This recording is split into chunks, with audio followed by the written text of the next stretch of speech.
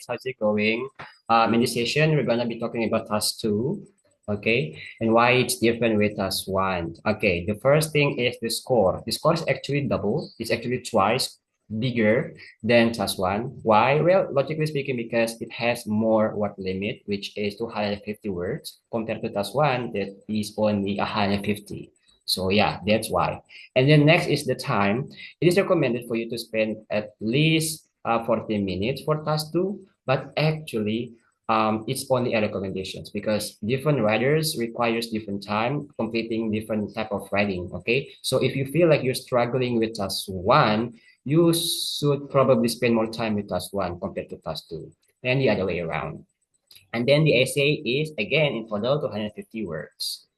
Um, Next, here are 4 components that you need to pay attention and take into considerations. First is task response, whether or not you're actually responding to the prompt completely. And then coherent and cohesions, make sure that your ideas actually connected coherently, okay, with each of the sentence in your essays. And then extra resources, the use of vocabulary, so that you have a lot more vocabulary, a lot more less common vocabulary. Okay, and then grammatical accuracy, sentence structure, and meaning. Make sure you can actually mix between simple sentence and complex sentence when it's necessary, when it makes sense. Okay, and again in task 2, sometimes most of people, but not everyone, spend too much time thinking about what arguments that they might actually write about compared than actually writing the argument. So it's not about what is your argument, okay? It's about how you deliver your argument. That's one thing you need to pay attention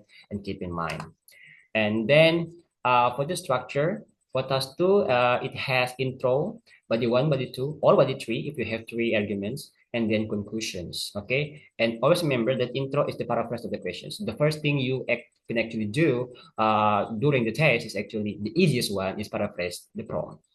Okay, next is the RL, assertions, reasoning, link back, and evidence. One of many strategies that you can actually implement in writing your argument. Assertions is statement, reasoning is why, because, right? The reasons. And evidence is the example, the proof, and then link back, the statement. For example, we have nickel mining nowadays. It is really problematic, right? So this statement would be like, Indonesian government should reconsider about the nickel mining Indonesia. Why? Because the most recent news coverage and research have shown that it does more harm than good.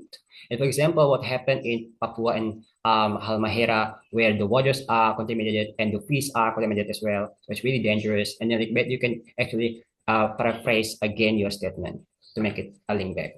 Okay, that's all for today. Keep practice and I'll see you in the next one.